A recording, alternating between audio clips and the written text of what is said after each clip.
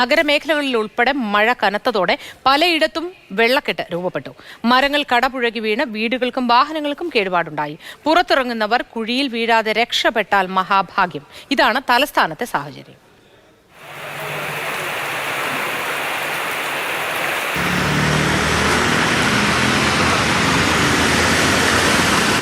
ചൂടുവറ്റിച്ചു പെയ്ത വേനൽ മഴയിൽ ദുരിതത്തിലാണ്ട് നാട്. മഴ ശക്തമായ തലസ്ഥാന ജില്ലയിലാണ് കൂടുതൽ ദുരിതങ്ങളും പെയ്തിറങ്ങിയത്. ഏതൊരു ഇതുമില്ല, ഡ്രെയിനേജ് വെള്ളം, മൊത്തം ഡ്രെയിനേജ് വെള്ളമാണ്. വല്ലാത്ത ദുഃഖമാണ് നമുക്ക്. ശക്തമായ കാറ്റിൽ വിഴിഞ്ഞം മംഗലത്തുകോണത്ത് ആൽമരം കടപുഴകി വീണു. 3 വീടുകൾക്ക് കേടുപാടുണ്ടായി. വെങ്ങാനൂർ ഉച്ചക്കട റോഡിൽ മരം കടപുഴകി. ആറ്റിങ്ങലിലും വെമ്പായത്തും കാട്ടാക്കടയിലും ശക്തമായ മഴ പെയ്തു.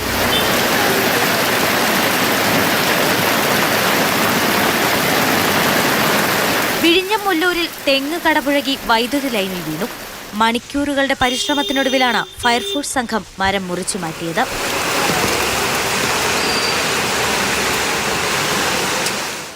ആലപ്പുഴ തകഴി ഫയർഫോഴ്സ് സ്റ്റേഷനിലും വെള്ളം കയറി.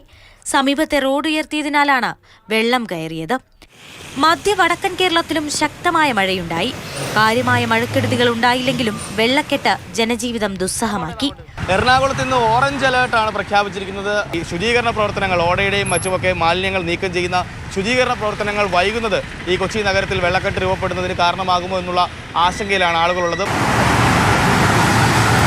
വേനൽ മഴയ്ക്കൊപ്പം രൂപപ്പെട്ട ചക്രവാത ചുഴിയാണ് ദുരിതങ്ങളുടെ ആഘാതം വർദ്ധിപ്പിച്ചത്. 2 ദിവസത്തിന് ശേഷം മഴ ദുർബലപ്പെടുമെന്നാണ് കരുതുന്നത്. ജില്ലാ കേന്ദ്രങ്ങളിലും താലൂക്ക് കേന്ദ്രങ്ങളിലും DOCകളും TOCകളും ശക്തിപ്പെടുത്തിക്കൊണ്ട് മഴയുടെ ഭാഗമായിട്ടുണ്ടാകുന്ന ഏത് വിധത്തിലുള്ള പ്രയാസങ്ങളെയും നേരിടാൻ കഴിയുന്ന വിധത്തിലുള്ള ആലോചനകൾ എല്ലാം നടത്തി പൂർത്തീകരിച്ചിട്ടുണ്ട്. വിവിധ ബ്യൂറോകൾക്കൊപ്പം ന്യൂസ് ഡെസ്ക്, മാതൃഭൂമി ന്യൂസ്.